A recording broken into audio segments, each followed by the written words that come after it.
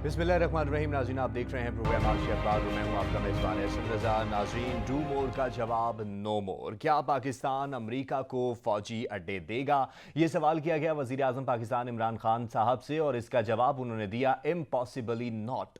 और इसके आज के प्रोग्राम में हम असरात देखेंगे कि क्या पाकिस्तान और अमरीका के ताल्लुकात होते हैं मुस्तकबिल में, और पाकिस्तान वाकई ही अपने अड्डे जो है फ़ौजी अड्डे किसी किस्म के भी अड्डे नहीं देगा अमरीका को इस्तेमाल करने के लिए अफ़गानिस्तान के ख़िलाफ़। और ये एक बड़ा वाज़ेह पैगाम था, पहले भी दिया गया और अब भी दिया गया, और कल के प्रोग्राम के बाद तो वज़ीर आज़म साहब ने बिल्कुल वाज़ेह कर दिया है कि इस तरह हमारी जो सरज़मीन है किसी सूरत भी इस्तेमाल नहीं होगी। साथ ही साथ ख़ित्ते के क्या हालात होंगे, क्योंकि शाह महमूद कुरैशी साहब कहते हैं कि अफ़गानिस्तान में भारतीय मुदाखलत जो है वो हद से ज़्यादा बढ़ रही है। तो इस मुदाखलत के पाकिस्तान पे क्या असरात होंगे, और पाक, अमरीका और भारत जो ताल्लुकात हैं वो कैसे होंगे, क्योंकि कौमी असम्बली में भी खिताब किया गया और शहरयार आफरीदी साहब के बयान के ऊपर बात करेंगे और शेख रशीद साहब के बयान के ऊपर बात करेंगे। तो शहरयार आफरीदी साहब कहते हैं कि अफसोस है कि माजी में कबायली इलाकों पर ड्रोन हमले किए जाते रहे, गुज़िश्ता हुकूमतें जो हैं उनके अदवार में ड्रोन हमले होते रहे। तो सवाल ये उठता है कि क्या गुज़िश्ता हुकूमतों की एमा पर ड्रोन हमले होते रहे,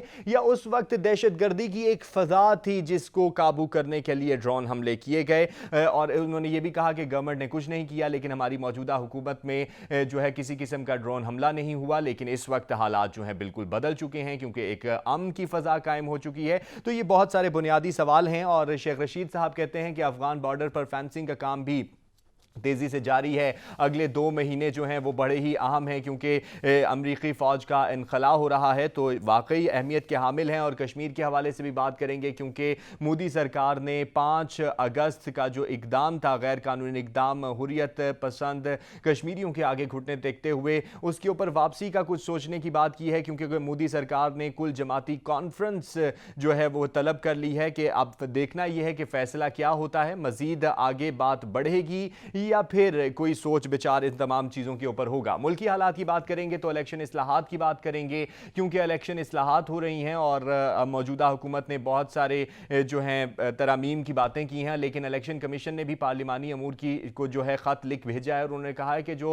हुकूमती तरामीम हैं और हुकूमत की जानिब से बयान की गई शिकें हैं, वो बहुत सी शिकें जो हैं वो आइन और कानून के साथ मुतसादिम हैं। तो ऐसा क्यों है? क्या हुकूमत की जो कानूनी चाराजोई करने वाले अफराद हैं वो इतने कमज़ोर हैं कि वो जो भी शिकें भेज रहे हैं या जो भी तरमीम करके भेज रहे हैं वो कानून और आइन से मुतसादिम क्यों है? जबकि दूसरी जानिब शहबाज शरीफ साहब ने APC भी बुलाने की बात की है, गौर शुरू कर दिया है, और दीगर जो पार्टियां हैं उन्होंने भी कहा है कि हम आपके साथ खड़े होंगे। और माशी तरक्की की बातें होती रहीं, क्योंकि बजट आया तो कहा कि बजट बड़ा आवाम दोस्त है। जैसे कल के प्रोग्राम में भी हमने कहा कि 21 अशिया खोरनोश जो हैं, ज़रूरी अशिया जो हैं वो महंगी हो चुकी हैं एक हफ्ते के दौरान। तो महकमे शुमारियात ने एक और रिपोर्ट भी जारी की है और कहा गया है कि 1200 अरब मालियत की जो चीजें हैं, खाने पीने की चीजें, वो हमने बाहर से मंगवाई हैं। इतना एक ज़रई मुल्क होकर हमें ये तमाम चीजें बाहर से मंगवाना पड़ रही हैं, तो ये तवज्जो तलब है बात। और बजट मफरूजों पर मबनी है, ऐसा कहा कादर पटेल साहब ने। और आइंदा आने वाली हुकूमत की चीखें निकलेंगी इस हुकूमत के जाने के बाद। तो क्या वाकई निकलेंगी?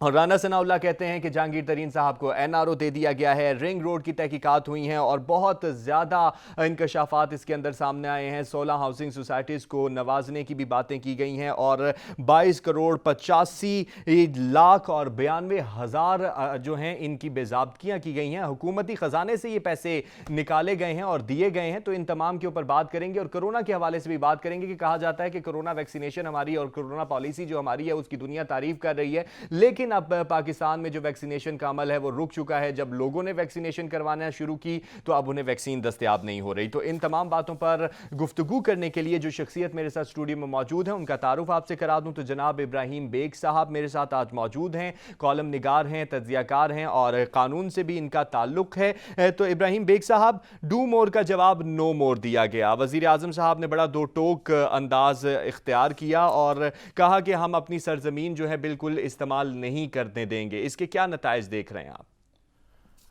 देखिए, जो वज़ीर आज़म साहब ने जवाब दिया मुमकिन है वही मुल्की मफाद में हो जी, लेकिन ना तो इस जवाब को सियासी कहा जा सकता है, ना इसको डिप्लोमेटिक कहा जा सकता है, ना इसको ज़िग ज़ैग कहा जा सकता है कि हम जिस खिते में मौजूद हैं جس ملک کے ساتھ ہمارا تعلق ہے وہ بہت سینسٹیو ایریا ہے، ملک کے حالات بہت سینسٹیو ہے، چاہے وہ فورن کے ہوں، چاہے وہ ڈپلومیٹک ہوں، چاہے وہ فائنانشل ہوں، چاہے وہ ریجنل سیاسی ہوں، جس طرح آپ ابھی قومی اسمبلی کے حالات و واقعات دیکھ رہے ہیں، چاہے وہ ریجنل ہوں۔ جی، اس کی ریزن یہ ہے احسن صاحب کہ جب سوویت یونین یہاں پہ کولیپس کر گیا، اس کے بعد امریکہ اکیلا رہ گیا۔ جی، اکیلی طاقت دنیا میں نہیں ہوتی، اس کی کاؤنٹر پاورز ہوتی ہیں آلویز۔ تو رستم اس وقت تک ہے جب تک سہراب ہے۔ جی، ایسے ہی ہے۔ انہوں نے اپنے سامنے ایک کمزور ترین پلر کھڑا کیا، وہ تھا وار اینڈ ٹیرر، کمزور ترین، یعنی وہی لوگ جن کو انہوں نے سوویت یونین کے خلاف استعمال کیا، انہیں کمزور بیچارے لوگوں کو، مذہبی لوگوں کو، غریب لوگوں کو اپنے سامنے کھڑا کر کے دوبارہ انہوں نے فائرنگ اور اس وار اینڈ ٹیرر پلر کے بارے میں اب یہ بھی کہا جا رہا ہے کہ اربوں ڈالر جو ہیں امریکہ نے اس کے اوپر لگائے۔ یہی اس لیے کہ یونیپولر ورلڈ کے لیے امریکہ کچھ بھی کر سکتا ہے، تاکہ وہ کتنے عرصے تک یونیپولر رہے گی۔ انہوں نے وار اینڈ ٹیرر ایک لانچ کیا، لانچ کر کے غریب ترین، جاہل ترین لوگوں کو اپنے سامنے کھڑا کیا، دنیا جہان کو یہ باور کرایا کہ یہ جنگ ہے، یہ لوگ ہماری تہذیب اور یہ پورے علم اور ہر چیز کو ختم کرنا چاہ رہے ہیں۔ اس کو عراق سے سٹارٹ کیا، لیکن اس کا سب سے بڑا میدان جنگ ہمارا علاقہ رہا، جی، افغانستان رہا، پاکستان رہا۔ 9/11 کے بارے میں بے پناہ شکوک و شبہات ہیں، الٹیمیٹلی تاریخ بتائے گی کہ وہ پلانڈ تھا، وہ کرایا گیا، اس میں پیچھے کون سی طاقتیں تھیں۔ میں کہتا ہوں اگر پلان نہیں بھی تھا تو اس کا فائدہ کس نے اٹھایا؟ اس کا فائدہ یقیناً امریکہ نے اٹھایا۔ ایگزیکٹلی۔ دیکھیں، امریکہ نے 40 سال اپنے یونیپولر ورلڈ کے طور پہ نکال لیے وار اینڈ ٹیرر میں۔ ان کو پرابلمز کہاں آئے؟ ان کو مڈل ایسٹ میں مسائل آئے جب امیگریشنز بے پناہ یورپ میں جانا شروع ہو گئے، جب لوگ بہت زیادہ، تو وہاں کی سوسائٹیز ڈسٹرب ہونا شروع ہو گئیں، تو سٹیٹ سٹرکچر وہاں کا جو تبدیل ہونا شروع ہوا، تو سٹیٹس کو ڈسٹرب ہونا شروع ہو گیا۔ Exactly۔ تو وہاں سے جب آوازیں آنا شروع ہو گئی تو ان کو جلدی میں وار اینڈ ٹیرر سم اپ کرنی پڑی۔ صحیح۔ لیکن جس نیت سے وہ اس خطے میں آئے تھے، اس خطے میں وہ کوئی افغانستان کو، پاکستان کو، کسی کو فتح کرنے نہیں آئے تھے، وہ اپنی دھاک بٹھانے آئے تھے۔ کیونکہ امریکہ نے تاریخی طور پہ، حسن صاحب اگر آپ دیکھیں، انہوں نے تمام جنگیں اپنے سے بہت دور لڑی، صحیح، تاکہ اپنے خطے میں ان کے بالکل قریب ترین کیوبا اور بہت سارے ممالک ہیں جہاں پہ انقلاب رہے پچھلی کولڈ وار میں، جو سب سے لمبی کولڈ وار تھی ورسز سوویت یونین، لیکن وہ اس سے ہٹ کے ہی رہے۔ وہ انہوں نے وہاں پہ کوئی حملہ نہیں کیا، اپنے علاقے کو ڈسٹرب نہیں ہونے دیا۔ کہیں پہ چاہتے تو چھوٹے چھوٹے سے ملک تھے، ان کو تباہ و برباد، لیکن ان کی پالیسی ہمیشہ یہ رہی کہ دشمن کو اس کے گھر میں جا کے ڈسٹرب کیا جائے۔ انہوں نے افغانستان میں یہی کیا۔ وہ کوئی جنگ جیتنے نہیں آئے تھے۔ ایک تو وہ یونیپولر ورلڈ کے طور پہ ایک لمبے عرصے تک جتنا عرصہ نکال سکتے تھے انہوں نے 40 سال نکال دیے، اور دوسرا یہ ہے کہ یہاں کی جو فورسز تھیں، چاہے وہ رشیا ہے، چاہے وہ چائنا ہے، چاہے ایران ہے، چاہے باقی ممالک ہیں، ان کو کرٹیل کرنے کے لیے یا گھر میں بند کرنے کے لیے یہاں پہ آئے تھے۔ صحیح، انہوں نے پاور شو کا مظاہرہ کیا اور وہ کر چکے ہیں اور کرتے رہیں گے۔ میں آپ سے یہ جاننا چاہوں گا کہ جیسے کہ شاہ محمود قریشی صاحب نے بھی کہا، کیونکہ افغان اور پاک اور امریکہ اور بھارت، یہ ایک صورتحال اس وقت بنی ہوئی ہے، اور بھارت، امریکہ کا جھکاؤ بھارت کی طرف پاکستان کی بنسبت زیادہ رہا ہے، ماضی بھی اس بات کا گواہ ہے اور ابھی بھی ایسا ہی ہے، اور بھارت جو ہے وہ افغانستان میں بھی اپنی دھاک بٹھائے ہوئے اور اپنی سازشیں اور چالیں کر رہے ہیں۔ شاہ محمود قریشی صاحب نے بھی اس بات کا اعتراف کیا، انہوں نے کہا کہ بھارت وہاں پر موجود ہے۔ تو اس وقت خطے کی صورتحال کیا بنتی ہوئی آپ کو نظر آ رہی ہے؟ بھارت بھی افغانستان میں ہے، وہاں سے فوج بھی نکل رہی ہے اور ڈرون حملے بھی ہو رہے ہیں۔ دیکھیں، میں یہاں پہ خطے میں بدقسمتی سے بہت زیادہ بلڈ شٹ دیکھ رہا ہوں، سیول وار دیکھ رہا ہوں، لڑائیاں دیکھ رہا ہوں، فساد دیکھ رہا ہوں۔ ایک طرف کابل کی حکومت ہے جس کے پیچھے امریکہ مانے چاہے نہ مانے، اس کی طاقت، اس کا پیسہ موجود ہے۔ انڈیا دوسری طرف اس کی بیک میں موجود ہے، اور دوسری طرف طالبان ہیں جن کو پورے طریقے سے نہ رشیا سپورٹ کر سکتا ہے، اس لیے کہ رشیا کی جو ریاستیں ہیں وہاں پہ مسلم جو فیکٹر ہے وہ بہت اہم ہے، بہت سینسٹیو ہے۔ چائنیز کا جو مسلم فیکٹر ہے وہ بہت اہم ہے، اس لیے وہ طالبان کو فلی طور پہ بھی سپورٹ نہیں کر سکتے، لیکن کابل حکومت کو بھی سپورٹ نہیں کر سکتے۔ اس کا مطلب یہ ہوا کہ امریکن یا انڈینز کے جو مخالفین ہیں وہ کنفیوز ہیں، وہ پریشان ہیں، ان کے لیے جو میتھمیٹیکل ایکویشن ہے وہ اتنی سمپل نہیں ہے کہ ہمارے سامنے ایک دشمن ہے، ہم نے کابل حکومت کو گرانا، یہ بہت سادہ طریقہ تھا، لیکن ایسا اگر وہ کریں گے تو جو تبدیلی آئے گی وہ شاید ان کے اپنی ریاستوں کے خلاف چلی جائے۔ ایگزیکٹلی۔ اس لیے امریکہ اور انڈیا کے لیے تو سمپل ایکویشنز ہیں کہ انہوں نے وہاں پہ کیا کرنا ہے، جبکہ ان کے جو مخالفین ہیں، چاہے رشیا ہو، چاہے چائنا ہو، ایران ہو، ایون پاکستان ہو، ان کے لیے بہت سمپل ایکویشن نہیں ہے۔ اس لیے ان کو بہت ہی طریقے سے اس کو ٹیکل کرنا پڑے گا، جیسے پاکستان آج کل کر رہا ہے۔ میں کہتا ہوں پاکستان کم سے کم گفتگو کی حد تک بہت اچھی بات کر رہا ہے کہ طالبان اور کابل حکومت کو سیٹلمنٹس کرنی چاہیے، جیسے کہ ہماری پالیسی بھی یہ واضح رہی کہ ہم جو ہے بالکل ایک اعتدال کا رویہ اختیار کریں گے، نہ ہمارا جھکاؤ طالبان کی طرف ہے، نہ ہمارا جھکاؤ جو ہے ایگزیکٹو گورنمنٹ کی طرف ہے، ہم جو ہے میانہ روی کا رویہ اختیار کریں گے۔ یہ بہت اچھا، اس لیے کہ چیزوں کو ٹرانسفارم کرنا ہے۔ انقلابات کے دور گزر گئے، انقلابات تباہیاں پھیلاتی ہے، اب دنیا ٹرانسفارمیشن کی دنیا ہے، ریفارمز کی دنیا ہے۔ ایسا ایسا چیزوں کو آپ نے چینج کرنا ہے، بیٹھنا ہے، گفتگو کرنی ہے اور چیزوں کو سیٹل کرنا ہے۔ صحیح۔ تو اس لیے پاکستان کو ظاہر ہے یہاں پہ افغانستان میں جو پاکستانی طالبان ہیں وہ بھی بہت طاقتور ہے، ایسے ہی اور بہت عرصے سے انڈیا کے ہاتھوں میں کھیل رہے ہیں، اس میں کوئی شک کی بات نہیں ہے، اس لیے کہ پاکستان سے وہ ناراض ہیں بڑے عرصے سے۔ لیکن اگر کوئی شخص یہاں سے بیٹھ کے یہ سمجھتا ہے کہ یہ دونوں طالبان جو گروہ ہیں وہ علیحدہ علیحدہ ہیں، وہ ایک دوسرے کے خلاف ہیں، ایک دوسرے کے خلاف جنگ کریں گے، لڑیں گے، ایک دوسرے کو نکالیں گے، ایسا بالکل نہیں ہوگا۔ یہ وہاں پہ تبدیلی آ جائے، آپ دیکھیں گے یہ بالکل اکٹھے ہوں گے۔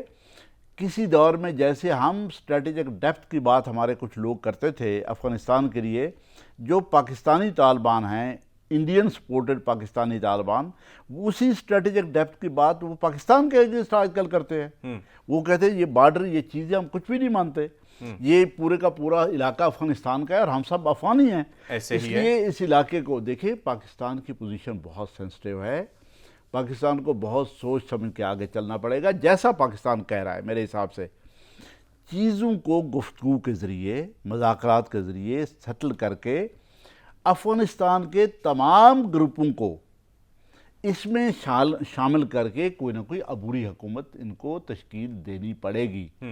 اگر ایسا نہ کیا گیا کہ افغانستان کے تمام گروپوں کو شامل نہ کیا گیا، یا کوئی عبوری حکومت قائم کر کے آگے 2-4 سال کا عرصہ دیکھ کے اس کو گورنمنٹ نہ فارم کی گئی، کوئی نہ کوئی فارمولہ نہ بنایا گیا، تو میں بہت زیادہ بلڈ شیڈ اور سیول وار دیکھ رہا ہوں۔ آپ نے جیسے کہ پاکستانی طالبان کی بات کی تو شہریار آفریدی صاحب کے بیان کو بھی میں یہاں پر لینا چاہوں گا۔ شہریار آفریدی صاحب نے کل قومی اسمبلی میں بھی کہا، انہوں نے کہا جی کہ افسوس ہے کہ قبائلی علاقوں کو نشانہ بنایا جاتا رہا، ماضی میں ڈرون حملے کیے جاتے رہے، اور جو پاکستان کی گزشتہ حکومتیں تھیں اس کے اوپر انہوں نے اس کا انبار پھینک دیا۔ انہوں نے کہا پاکستان پیپلز پارٹی اور نون لیگ جو ہیں ان کے ادوار میں ڈرون حملے ہوئے، تو کیا یہ ان کی ایما پر ہوئے؟ حالانکہ اس وقت کا جو حالات و واقعات تھے وہ امن و امان نہیں تھا، طالبان کی جانب سے بھی حملے جاری تھے اور ہمیں بھی اپنا کاؤنٹر کرنا تھا۔ دیکھیں، ڈرون حملے سب سے زیادہ مشرف دور میں ہوئے، صحیح، جو اڈے دیے گئے وہ بھی مشرف دور میں دیے گئے۔ یہاں پہ ڈرون کے لیے جو اڈے ملے تھے اس وقت تو 9/11 وار کی بات ہو رہی تھی اور ہم جو ہے جنگ میں جا چکے تھے، اور جو ڈرون حملے ہوتے رہے یا یوز ہوتے رہے پاکستان میں، چاہے وہ باہر تھے، وہ ظاہر ہے ہماری جو اسٹیبلشمنٹ ہے ان کی احما پہ ان کے ساتھ مل کے، ایسا نہیں تھا کہ وہ ڈرون اپنے طور پہ کر رہے تھے، اور چونکہ ہمیں اپنا کاؤنٹر بھی کرنا تھا، ہم نے اپنا کاؤنٹر بھی ایگزیکٹلی، ٹھیک ہے۔ پاکستان کا کلچر کیا ہے؟ دکھ کی بات یہ ہے کہ پاکستان میں نہ سیاسی پارٹیاں ادارہ بن سکیں، نہ سیاسی لوگ کوئی بہت زیادہ انٹلیکچولی ساؤنڈ ہو سکے، سطحی بیان دیتے ہیں تمام لوگ۔ یہ انہوں نے آفریدی صاحب نے بات کی ہے تو سطحی اس لیے ہے کہ یہاں پہ اسٹیٹ کا ایشو ہے، جی یہاں پہ گورنمنٹس کا ایشو نہیں ہے. جی ہاں کوئی مانے چاہے نہ مانے احسن صاحب، یہاں گورنمنٹس چینج ہوتی رہتی ہیں، کرائی جاتی رہتی ہے، لیکن اسٹیٹ کنٹینیو کر رہی ہے. ایگزیکٹلی ہمیں اپنے ڈیفینس کو برقرار رکھنا تھا اور ہمیں اپنے لیے طاقت کا بھی مظاہرہ کرنا تھا کہ ہم ایک اسٹیٹ کے طور پر ہیں. بالکل، اس لیے کہ یہ یہاں پہ جو کچھ بھی ہوتا رہا یہاں اسٹیٹ پالیسی کے طور پہ ہوتا رہا. صحیح، اگر اعتراض کرنا ہے تو پھر جا کے اسٹیٹ کے لوگوں کے ساتھ صحیح اسٹیٹ کے لوگوں پر اعتراض کرنا چاہیے. شیخ رشید صاحب کے بیان کو بھی لیتے ہیں یہاں پر. انہوں نے کہا کہ افغان بارڈر فینسنگ کا کام بھی جاری ہے اور ساتھ ہی انہوں نے کہا کہ امریکی انخلاء جو ہے وہ 2 ماہ میں ہو جائے گا. مطلب یہ 2 ماہ جو ہیں وہ انتہائی اہمیت کے حامل ہیں انخلاء کی وجہ سے. تو کتنی اہمیت دیکھ رہے ہیں کیونکہ یہاں سے فوج نے جانا بھی ہے اور وہاں پر طالبان حملے بھی ہیں اور صورتحال اس طرح کی بنی ہوئی ہے کہ امریکہ کی طرف سے اکثر و بیشتر یہ بھی پیغام دیا جاتا ہے کہ حالات اگر مناسب نہ ہوئے تو ہم دوبارہ واپس آ جائیں گے. نہیں دیکھیں، امریکہ یہاں سے نکل نہیں رہا. جی، امریکہ اس خطے کے ارد گرد آلریڈی موجود ہے. ایسا ہی ہے. انہوں نے اگین میں وہ ریپیٹ کروں گا کہ انہوں نے یونیپولر کے طور پہ وار اینڈ ٹیرر کو پرولونگ کیا. یہ کسی اور کی اب وہ سم اپ کرنے کی کوشش کر رہے ہیں. فتح اور شکست نہیں تھی. انہوں نے کسی کو آ کے بم تباہ و برباد نہیں کرنا تھا، ملک فتح نہیں کرنے تھے، ایسا نہیں ہوا. انہوں نے اس کمزور ترین دشمن کے سامنے آ کے وار اینڈ ٹیرر کے نام پہ اس کو پرولونگ کرنا تھا کہ وہ بہت عرصے تک یونیپولر ورلڈ کے طور پر قائم و دائم رہے. انہوں نے بہت سارا عرصہ اس سے نکال بھی لیا، پیسے بھی خرچ کیے، بندے بھی اپنے مروائے، لیکن بہت سارا. لیکن یہ اگر کوئی سمجھ رہا ہے کہ وہ ہار کے جا رہے ہیں تو میں ایسا نہیں سمجھتا. 1 سیکنڈ، اگر کوئی یہ سمجھ رہا ہے کہ ان کی موجودگی یہاں پہ نہیں ہوگی، ایسا بھی میں نہیں سوچ رہا، کیونکہ خطے میں اس کی موجودگی آلریڈی موجود ہے اور وہ برقرار رکھیں گے. انڈیا دیکھیں، انڈیا ایک بڑا پلیئر ہے.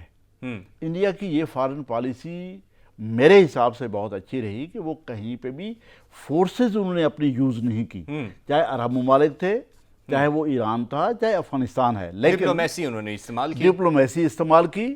انہوں نے فارن پالیسی کو آرٹ کے طور پہ یوز کیا اور تمام عرب عجم کے مسلمان ممالک کے ساتھ بھی ان کے اچھے، یعنی میں یہ واحد پالیسی جو پاکستان کو سبق حاصل کرنا چاہیے بنیادی طور پہ. میں انڈیا کی مثال اس لیے دے رہا ہوں، آج کل تو وہاں پہ انتہائی ایکسٹریمسٹ، انتہائی بائسڈ حکومت ہے، لیکن پالیسی دیکھیں. رشیا اور امریکہ کے ساتھ ایک جیسے تعلقات، ایران اور سعودی عرب کے ساتھ ایک جیسے تعلقات، اسرائیل اور ایران کے ساتھ ایک جیسے تعلقات. یہ بہت کم ملکوں میں یہ آرٹ ہے ایسا کرنا. میں کہتا ہوں کہ پاکستان کو ان تمام چیزوں سے سبق حاصل کرنا چاہیے کہ ہماری جو ڈپلومیسی ہمارا تو کیا کہتے ہیں ڈپلومیسی میں اتنا فقدان نظر آتا ہے کہ ہمارا تو مسلم ممالک کے ساتھ بھی جو تعلقات ہیں وہ مذہب کی بنیاد پر اور حالات و واقعات کی بنیاد پر کبھی جھکاؤ کہیں ہوتا ہے اور کبھی کہیں جھکاؤ ہوتا ہے، جس کی وجہ سے ہمیں نقصان بھی اٹھانا پڑتا ہے. یعنی کتنے دکھ کی بات ہے کہ مودی سرکار، مذہبی حکومتیں کبھی بھی لوگوں کے حق میں نہیں رہیں، جیسا کہ مودی حکومت نہیں ہے، لوگوں کے خلاف رہیں، اس لیے کہ وہ بائسڈ ہوتی ہیں، ان کا ایک پوائنٹ آف ویو ہوتا ہے، وہ لوگوں کے حق میں نہیں ہوتا، وہ ایک خاص مقصد کے لیے ہوتا ہے.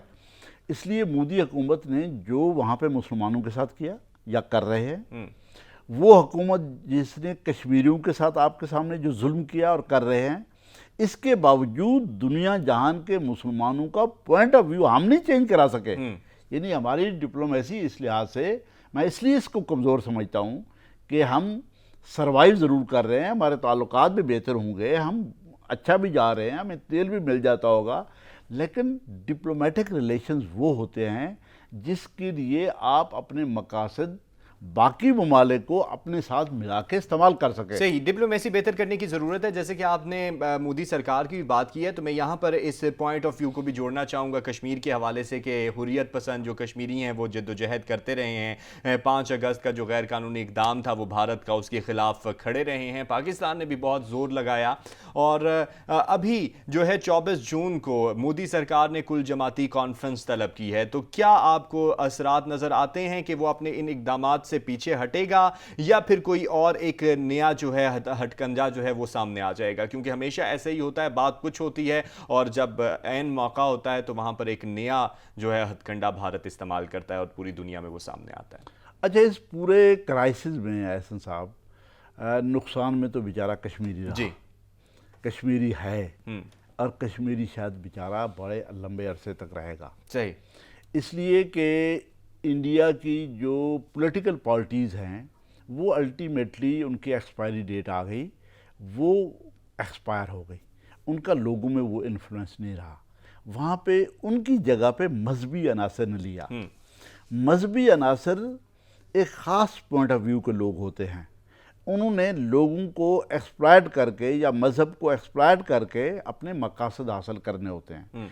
लोगों को रूल करना होता है, जस्टिफिकेशन आपने मॉरल जस्टिफिकेशन मज़हब की देनी है, और लोगों के ऊपर जुल्म सितम करने हैं जितने आप कर सकते हैं। जब भी वो रोना चीखना चिल्लाना शुरू कर दें तो आपने मज़हब का हवाला दे के अपने आप को जस्टिफाई करना होता है। ये बहुत बड़ा जुल्म है, ये सदियों से होता रहा है, आजकल बहुत कम है, लेकिन इज़राइल, इंडिया या किसी हद तक ईरान में लोग उसकी मिसाल जहाँ पे भी हो रहा है, वहाँ पे मजहबी अनासर जो हैं, जो एक्सट्रीमिस्ट अनासर हैं, मोदी एक्सट्रीमिस्ट है या नहीं है, एक्सप्लॉइटर बहुत बड़ा है, एक्सट्रीमिस्ट अनासर उसको सपोर्ट करते हैं। कश्मीर के साथ कश्मीर पे कब्ज़ा कर लिया, उसके कवानीन चेंज कर दिए, वहाँ का आइन चेंज कर दिया, वहाँ पे 376 निकाल दी और लोगों को कोई ज़िंदगी नहीं रही, कोई हालात नहीं रहे। उसके बाद बहुत अरसे तक उन्होंने बाहर के डेलीगेट्स वहाँ पे नहीं आने दिए, लोगों के साथ बात नहीं करने दी। सियासी पार्टियों ने बात की तो वहाँ पे मजहबी अनासर को यूज़ करके उनको चुप करा दिया गया और डोमिनेशन अपने तौर पे रखी। पॉलिटिकल पार्टीज़ इकट्ठी होंगी वहाँ पे, यकीनन होंगी, और अपनी अपनी बात भी करेंगी। लेकिन एक बात होनी चाहिए, जैसे पाकिस्तान में होता है कि मेरा पॉइंट ऑफ व्यू किसी पॉलिटिकल पार्टी के खिलाफ नहीं होना चाहिए, किसी गवर्नमेंट के खिलाफ नहीं होना चाहिए। मुझे ये नहीं सोचना चाहिए कि आपने जो बात करनी है मैंने हर सूरत उसकी मुखालफत करनी है। लोगों को वहाँ पे बात उस जुल्म सितम की करनी चाहिए जो कश्मीर में हो रहा है।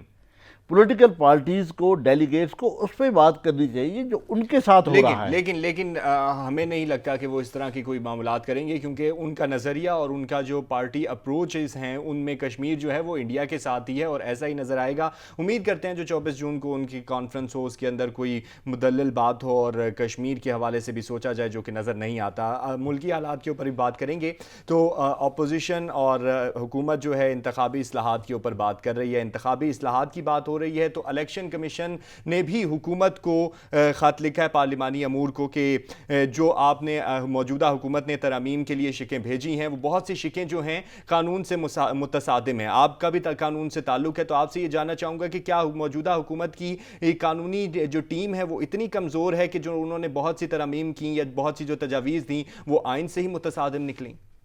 ये देखें, इस गवर्नमेंट का प्रॉब्लम ये है कि इन्होंने हर चीज़ खुद करनी है, इदारों के काम भी खुद करने हैं। यानी रोज़ाना वो कहते हैं कि हम आपको ये सज़ा देंगे, हम आपको अंदर कर देंगे, हम आपको। भाई इदारे कहाँ हैं? आपकी पुलिसिंग किधर है? आपकी एजेंसीज किधर हैं? आपकी अदालतें किधर हैं? आप कहते हैं कि इलेक्शन रिफॉर्म्स हमने करनी है, तो आपका इलेक्शन कमीशन किधर है? देखें, जब तक आप इदारों को उनके पाँव पे खड़ा नहीं होने देंगे, उनको काम नहीं करने देंगे, उनका जो ड्यू शेयर है वो उनको इजाज़त नहीं देंगे, हर चीज़ अगर आपने करनी है और आपने आगे बढ़ के ये कहना है कि हमने ये करना है, तो उसके आपको भी नुकसानात हैं और रियासत को भी नुकसानात हैं। इदारे बन नहीं सकते, सही, इसी वजह से, इसी मुदाखलत की वजह से। इदारों को बनने दें, इदारों को खड़ा होने दें, इदारों को काम करने दें। इलेक्शन रिफॉर्म्स, लेकिन वो ये भी तो कहते हैं ना कि हम इदारों की बालादस्ती के लिए काम कर रहे हैं। नहीं, देखिए, बालादस्ती तो ये है कि जो इलेक्शन रिफॉर्म्स की बात गवर्नमेंट कर रही है ये इलेक्शन कमीशन को करनी चाहिए। उनको ऑल पार्टीज़ कॉन्फ्रेंस बुलानी चाहिए, उनको पॉलिटिकल पार्टीज़ के व्यूज़ लेने चाहिए, उनको उनके साथ बिठाना चाहिए कि हम क्या क्या रिफॉर्म्स ला सकते हैं।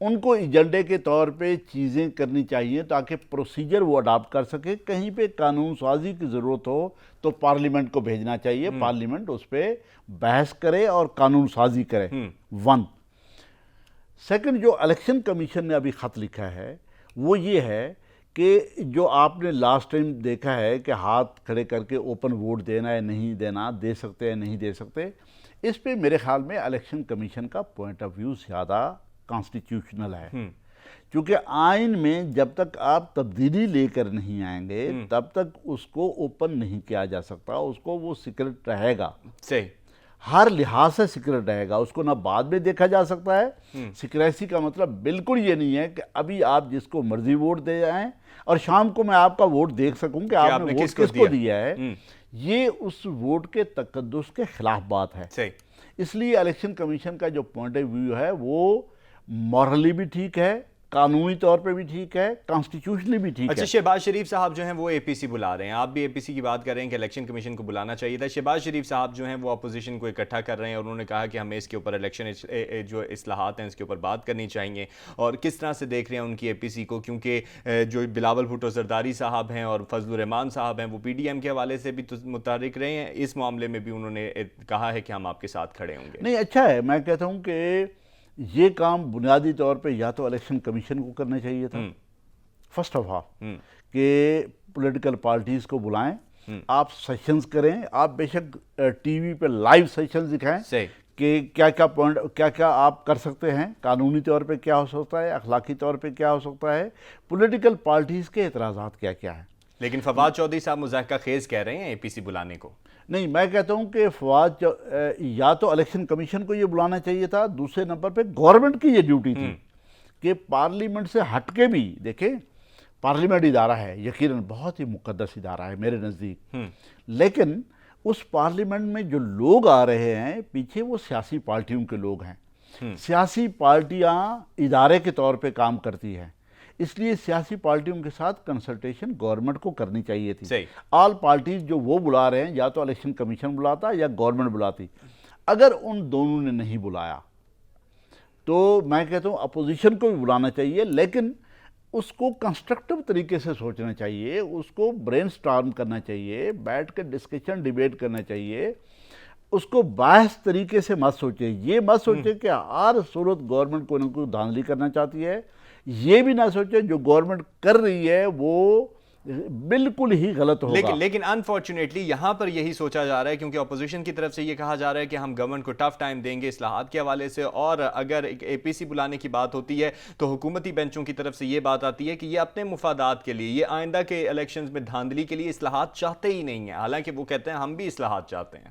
دیکھیں، یہ کلچر غلط ہے کہ میں نے اپنے مخالف کی ہر چیز کی مخالفت کرنی ہے، میں نے اپنے دوست کی ہر چیز کے حق میں جانا ہے، یہ بات ہی غلط ہے۔ بات کو لاجیکلی دیکھنا چاہیے کہ لاجک ہے کیا۔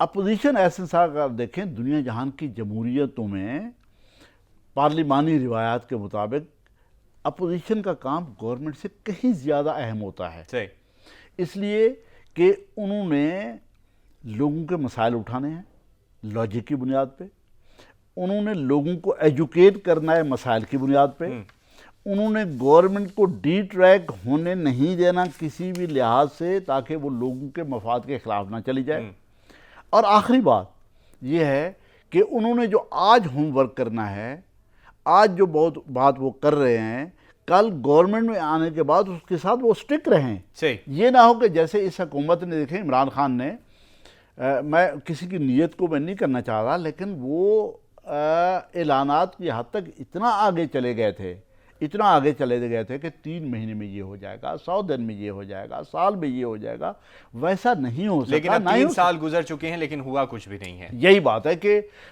اپوزیشن اس لیے اہم ہوتی ہے کہ اس کو ریئلسٹک ہوم ورک کرنا چاہیے، اس کو لاجیکل ہوم ورک کرنا چاہیے، اس کو شیڈو کیبنٹس بنانے چاہیے، اس کو انٹلیکچوئلس کو بٹھانا چاہیے، اس کو اسٹڈی سرکل کرنے چاہیے تاکہ لوگوں کے مسائل پہ بحث کی جا سکے، اس کو جمع کیا جا سکے، اس کے بعد اس کے لیے تحریک چلائی جا سکے پارلیمنٹ میں، پارلیمنٹ کے باہر۔ اور آخری بات یہ ہے کہ اگلی حکومت جو آئے گی آپ کی ایز اے اپوزیشن، उस पे फिर स्टिक रह के लोगों को रिलीफ देना सही, चाहिए। लोगों को रिलीफ देना चाहिए। रिलीफ की बात आपने की है तो हम भी थोड़ी सी रिलीफ की बात कर देते हैं, माशी रिलीफ की बात, क्योंकि ये तो हुकूमती डिप्लोमेसी और हुकूमती मामलात हैं कि किस तरीके से हुकूमतों को लेके चलना है, अपोजिशन ने किस तरीके से चलना है। लेकिन आवाम जो है, गरीब जो है, उसे मैं हमेशा कहता हूँ कि रोटी कपड़े मकान और दुकान से गर्ज है, वो अपने कारोबार से गर्ज रखता है। तो माशी तरक्की के रिकॉर्ड टूट रहे हैं, क्योंकि ये कहा गया कि बजट जो आया बड़ा अवामी है, और उसके बाद 21 अशिया ज़रूरिया कल भी मैंने डिस्कस किया कि महंगी हो गई। आज जो रिपोर्ट जारी की गई महकमे शुमारियात की जानिब से, उसमें कहा गया कि हमने तकरीबन 1200 अरब मालियत की जो खाने पीने की अशिया हैं वो बाहर मुल्क से तलब कर ली हैं, बाहर मुल्क से मंगवा ली हैं, और हम इतना पैसा जो है वो खर्च कर चुके हैं। हालांकि हम एक ज़रई मुल्क हैं, और अगर यही पाकिस्तान की ज़राअत के बारे में सोचा जाता तो हमें ये ना करना पड़ता। देखिए, इस बदकिस्मती से इस हुकूमत की कोई पॉलिसी नहीं है। जिस हुकूमत के 3 साल दौर में 4 फाइनेंस मिनिस्टर चेंज हो चुके हों, तो उसकी क्या पॉलिसी होगी, आप खुद बताएं। और चौथे जो फाइनेंस मिनिस्टर हैं वो कहते हैं कि हम तो नेट इंपोर्टर बन चुके हैं। ये देखिए ना, चौथे मिनिस्टर बनने से पहले जो उन्होंने गुफ्तगू की, वो उन्होंने पिछले हफीज शेख साहब के उसकी पूरी पॉलिसी के खिलाफ बात की है। आज वो आ गए हैं यहाँ पे, और यहाँ पे आके वो कहते हैं जी हम पता नहीं क्या कुछ कर देंगे। देखिए, ये जो टाइम गुजारने वाली बात है ना, लोगों का आना, असाइनमेंट लेना, पैसे कमाना या ना कमाना, ये अलहदा बात है, लेकिन इस टाइम को गुजार के आगे चले जाना बहुत बड़ा जुल्म है। पॉलिसीज वो होती हैं जिसमें कंटिन्यूटी होती है, और फिर एहसन साहब रिलीफ नज़र आता है। रिलीफ वो होता है कि आप सौदा लेने जाते हैं, आपको चीज़ कितने की मिल रही है, आप जॉब कर रहे हैं, आपको तनख्वाह कितनी मिल रही है, आपका बच्चा स्कूल जा रहा है, उसकी फ़ीस आप पे कर सकते हैं या नहीं पे कर सकते, आप कोई ख़रीदारी, आप टैक्स देने जाते हैं तो आप टैक्स अफोर्ड कर सकते हैं या नहीं कर सकते, आपको बिजली का बिल आता है, गैस का बिल आता है, पानी का बिल आता है, फ़ोन का बिल आता है, वो आपकी लिमिट्स के अंदर है या नहीं है, ये होता है रिलीफ। दुख की बात ये है, जो कि अवाम को कहीं भी मिला हुआ नजर नहीं आ रहा। इसलिए नहीं मिल रहा कि डेमोक्रेसी में, जो वेस्टर्न डेमोक्रेसी है, जो इसके फोर फादर्स हैं डेमोक्रेसी के, उसमें यह है हुकूमतें प्रो पीपल होती हैं, स्टेट्स प्रो पीपल होती है। जहाँ पे दुख की बात है कि 70 साल से हम देख रहे हैं कि चाहे वो रियासत हो चाहे हुकूमतें हों, वो एंटी पीपल है। उनके इदारे हों, उनके मज़ाहिर आप देख लें, अवाम तक उसके असरात और समरात नहीं पहुँच, सिर्फ बातें ही होती हैं और खिलाफ हैं। अवाम बेहाल है और बदहाल है। यही मैं कह रहा हूँ कि उल्टा खिलाफ हैं। जब हम देखें रोज़ाना रेट्स बढ़ा, हर महीने रेट्स बढ़ा रहे हैं, तेल के भी, बिजली के भी, गैस के भी, उसके बाद हम कहते हैं हम चीज़ें सस्ती कर देंगे। मैं कहाँ से चीज़ें सस्ती करूँगा? जब मैं पैसा डीवैल्यू करके 100 से 160 पे ले जाऊँगा, उसके बाद मैं कहाँ से रिलीफ दूंगा? किसको रिलीफ दूंगा? भाई ये तो पैसा बढ़ा है, पैसा आपका डीवैल्यू करके बाहर वालों को। कब तक इब्राहिम साहब कि कब तक पिछली हुकूमतों के ऊपर इसका जो है इल्ज़ाम धरते रहेंगे और डालते रहेंगे कि उनकी वजह से महंगाई हो रही है, उन्होंने जो पॉलिसीज़ दी थी वो नहीं थी, और उनके दौर में भी महंगाई थी, और अब हमें उसी हिसाब से महंगाई बढ़ाना पड़ रही है? देखिए, हुकूमत के जितने वज़रा हैं उसमें बहुत सारे काबिल लोग भी होंगे, अच्छे लोग भी होंगे, पढ़े लिखे लोग भी होंगे। प्राइम मिनिस्टर, चलो भाई उनके बारे में है कि वो नहीं पढ़ते होंगे लेकिन अपना इनपुट लेते हैं। लेकिन आप ये देखें कि आप हर चीज़ की रिस्पॉन्सिबिलिटी दूसरे पे डाल के, आप अपोजिशन में हैं, भैया आप अपोजिशन में नहीं हैं। आप जब कहते हैं कि ये फलां का हिसाब होना चाहिए, भैया आप हिसाब करके बताओ लोगों को।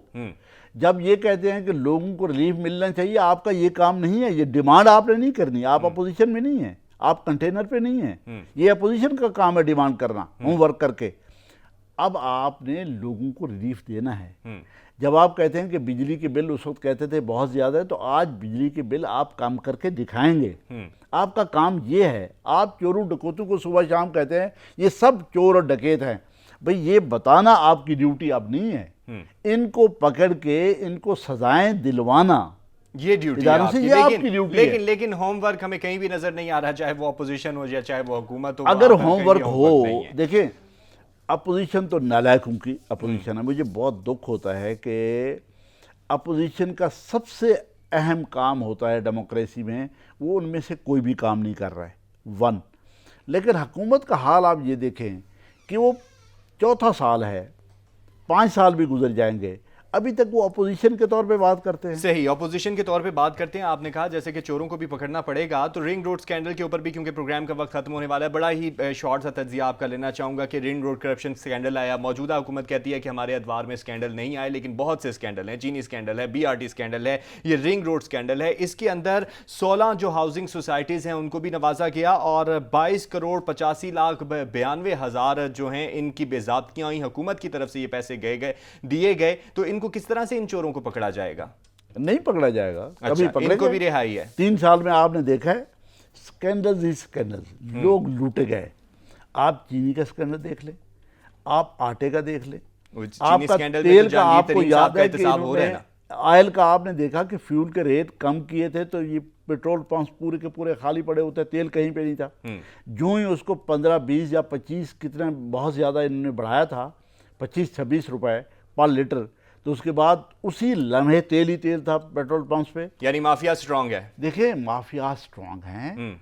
आप माफियाज को पकड़ने की बजाय, उनको हल निकालने की बजाय, आपने हर सूरत अपने सियासी मुखालफिन की मुखालफत सही, सियासी मुखालफिन की मुखालफत कम करनी पड़ेगी और दोनों तरफ से अपोजिशन को भी होमवर्क करना पड़ेगा और हुकूमत को भी होमवर्क करना पड़ेगा और जो दावे किए थे उन दावों को पूरा भी करना पड़ेगा। आज के प्रोग्राम से इतना ही। पाकिस्तान जिंदाबाद। अल्लाह हाफ़िज़।